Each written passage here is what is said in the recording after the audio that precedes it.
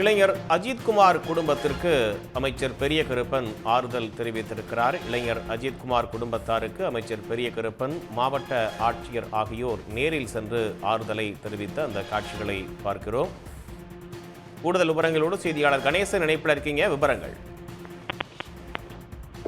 சிவகங்கை மாவட்டம் திருப்பூணம் அருகே மடப்புறத்தில் போலீசாரால் விசாரணை களத்தில் செல்லப்பட்ட அஜித்குமார் என்ற இளைஞர் கடந்த 28ஆம் தேதி உயிரிழந்தார். இந்த சம்பவம் தமிழகம் முழுவதும் பெரிய அதிர்வுகளை ஏற்படுத்திய நிலையில் கூட்டுறவுத்துறை அமைச்சர் பெரியகருப்பன் மற்றும் மாவட்ட ஆட்சித்தலைவர் பொற்கொடியா மற்றும் தாசர் விஜயகுமார் உள்ளிட்டோர் இன்று நேரில் அவரது குடும்பத்தினருக்கு ஆறுதல் கூறி வருகின்றனர்.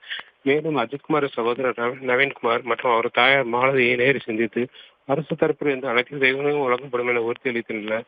மேலும் நவீன்குமாருக்கு தேவையான எல்லா உதவிகளையும் செய்து தருவதாக வாக்களித்துள்ளனர். இது சம்பந்தமாக தினசரி ஏராளமான வந்தாலும் ஆளுங்கட்சி அமைச்சர் பெரியகருப்பன் ஆறுதல் கூறியது அவருக்கு பெரும் சந்தோஷத்தை ஏற்படுத்தியுள்ளது. விவரங்களுக்கு நன்றி கணேசன். உடனுக்குடன் செய்திகளை தெரிந்து கொள்ள சன் நியூஸ் பெல் ஐகானை கிளிக் பண்ணுங்க.